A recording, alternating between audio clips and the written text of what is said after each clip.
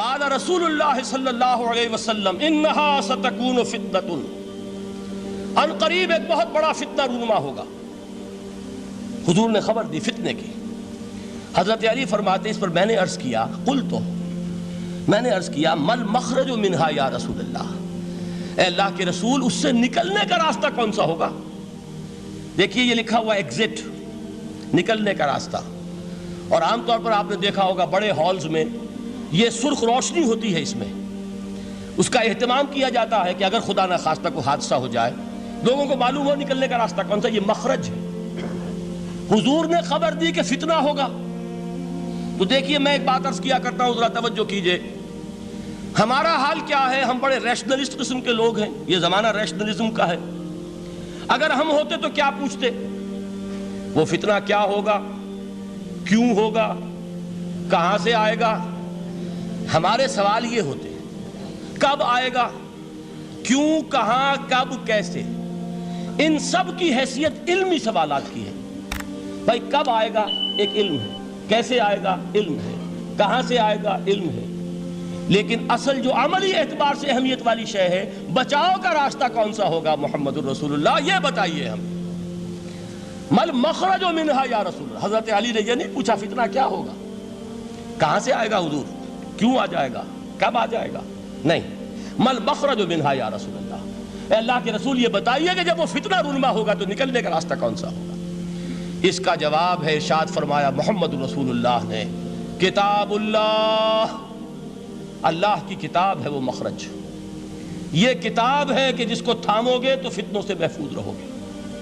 اس کے بعد آپ فرماتے ہیں فیہ نبأ ما قبلکم وخبر ما بعدکم وحکم ما بینکم، اس میں تم سے پہلوں کی بھی خبریں موجود ہیں، عاد اور سمود اور قوم نوح اور قوم ہود اور قوم لوط اور قوم صالح اور آل فرعون، یہ کون ہے؟ من قبلکم، تم سے پہلے، وفیہ خبر ما بعدکم، جو کچھ تمہارے بعد ہونے والا ہے اس کی خبریں بھی موجود ہیں، لیکن وہ کیسے ہوں گی؟ وہ بٹوین دی لائنز ہوں گی، وہ بین السطور ہوں گی۔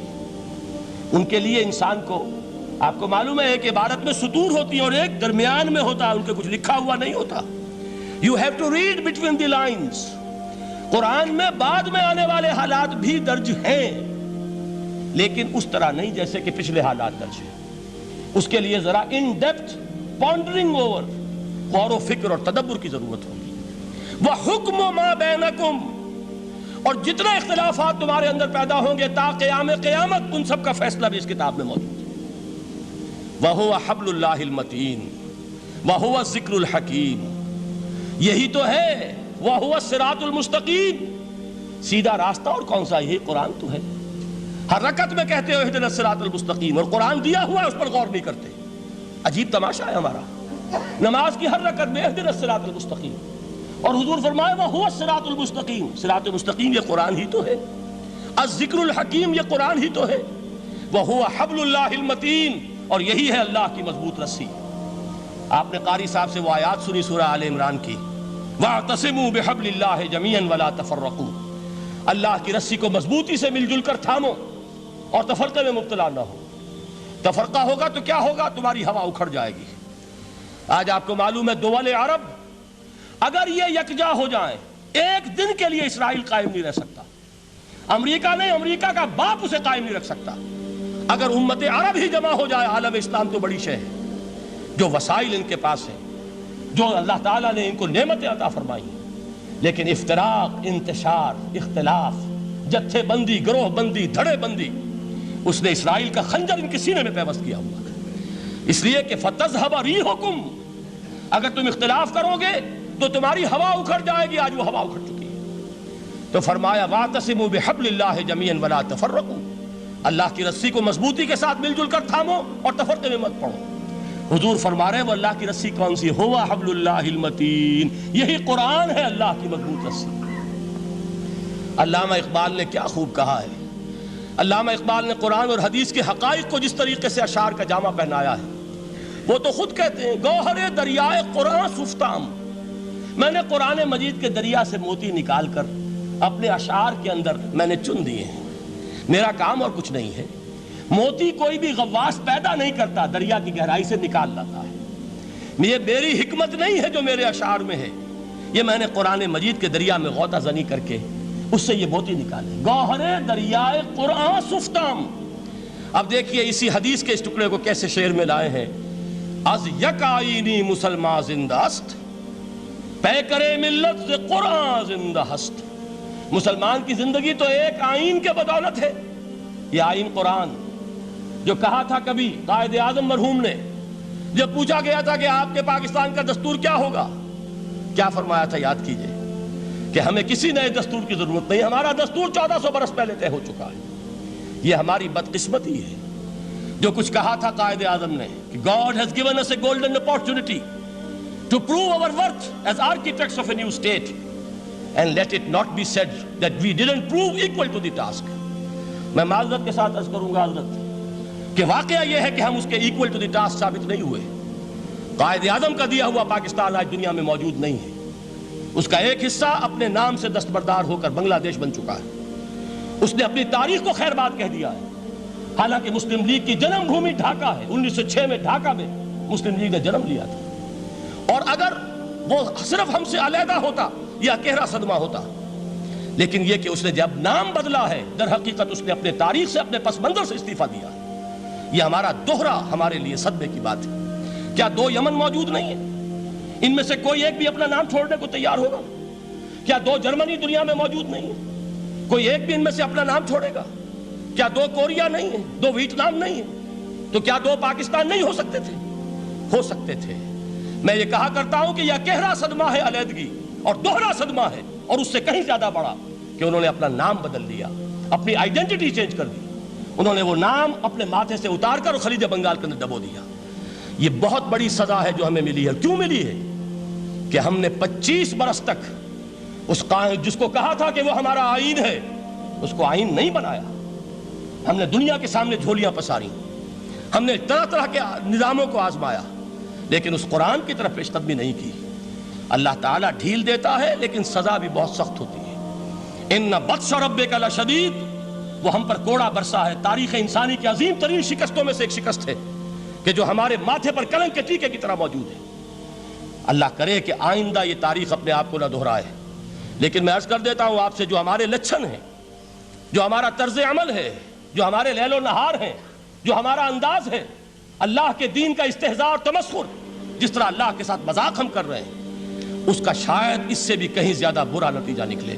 اللہ مجھے اور آپ کو اور ارض مقدس پاکستان کو اس انجام سے بچائے، لیکن اس کے لیے کام کرنا ہوگا۔ صرف کہنے سے بات نہیں بنے گی، کمر کسنی ہوگی، ہمت جو ہے پھر انسان کو اثر نو، ایک نئی تعمیر، ایک عزم، ایک ہاتھ میں قرآن اور ایک میں تلوار لے کر یہ امت پھر دوبارہ میدان میں آئے۔ بہرحال عرض یہ کرنا تھا، اقبال کہتا ہے از یک آئینی مسلمان زندہ است، پیکرے ملت سے قرآن زندہ ہست، ماں ہما خاک و دل آگاہ اوست، اعتصامش کن کہ حبل اللہ اوست۔ تامو اس کو مضبوطی کے ساتھ، حبل اللہ یہی قرآن ہے۔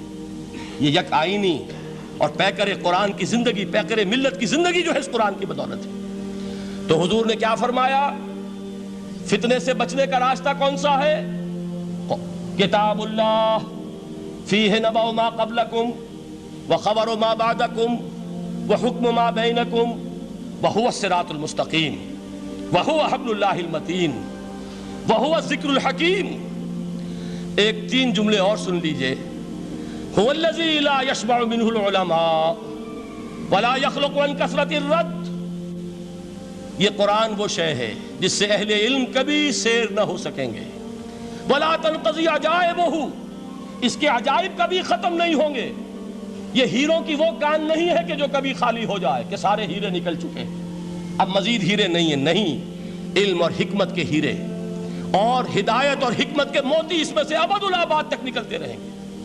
ضرورت صرف کھودنے کی ہے۔ میں نے وہ لفظ استعمال کیا تھا، آج کا قرآن کھودنا ہوگا، آج کی ہدایت اس قرآن سے نکالنی ہوگی۔ قرآن جب نازل ہوا آن دی سرفیس، بالکل ظاہر وہ تھی اس کی ہدایت جو اس دور کے لیے ضروری تھی۔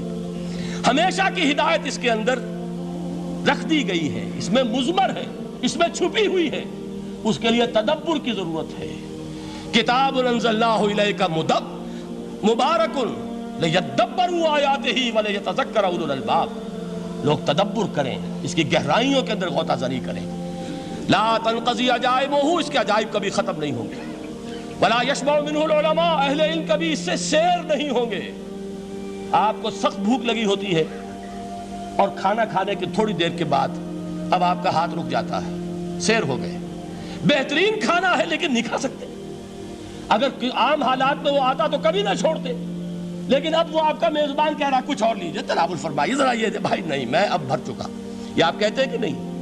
حضور فرمایا یہ قرآن وہ شے نہیں ہے جس سے اہل علم کبھی سیر ہو سکے، ان کی پیاس بڑھتی چلی جائے گی، ان کے اندر quest of knowledge, search for wisdom بڑھتی چلی جائے گی۔ کبھی بھی انسان یہ محسوس نہیں کرے گا کہ مجھے جو لینا تھا میں لے چکا، بلکہ یہ کہ جیسے جیسے قدم آگے بڑھیں گے تہذیب کے، تمدن کے، علم کے، اتنے ہی قرآن جو ہے وہ آگے بڑھتا چلا جائے گا ہر دور کی رہنمائی کے لیے۔ لا تنقضی عجائبہ ولا یخلق عن کثرت الرد، بار بار کے پڑھنے سے اس پر بوسیدگی طاری نہیں ہوگی۔ دنیا کی اور کتابیں ہیں، ایک دفعہ پڑھ لیں گے، دو دفعہ پڑھ لیں گے، تین دفعہ پڑھ لیں گے، چار دفعہ پڑھ لیں گے، پھر جی نہیں چاہے گا۔ لیکن یہ کتاب وہ ہے، امام شافعی کا میں واقعہ آپ کو سناتا ہوں۔ وہ یہ کہتے ہیں کہ ایک مرتبہ میرے ذہن میں یہ سوال آ گیا کہ اجماع کے لیے بھی قرآن مجید میں کوئی سند ہے، دلیل ہے؟ سب مانتے ہیں کہ اجماع جو ہے سورس ہے قرآن کے اسلامی قانون کی، جس پر کہ امت کا اجماع ہو جائے۔ تو کہتے ہیں میں نے 300 مرتبہ قرآن پڑھا اول سے آخر تک، صرف اس دلیل کی تلاش میں۔ 300 مرتبہ مجھے نہیں ملی، 301ویں مرتبہ جب پڑھ رہا تھا مجھے روشنی مل گئی۔ وہ یبتغی غیر سبیل المومنین کے جو الفاظ آئے ہیں، نولہ ما تولی ونصلہ جہنم، جو کوئی شخص مسلمانوں کے راستے کو چھوڑ کر کوئی اور راستہ اختیار کرے گا ہم اسے اسی کے حوالے کر دیں گے اور جہنم میں پہنچا دیں گے۔ معلوم ہوا مسلمانوں کا جس پر اجماع ہو جائے اس کو بھی ایک سند حاصل ہے۔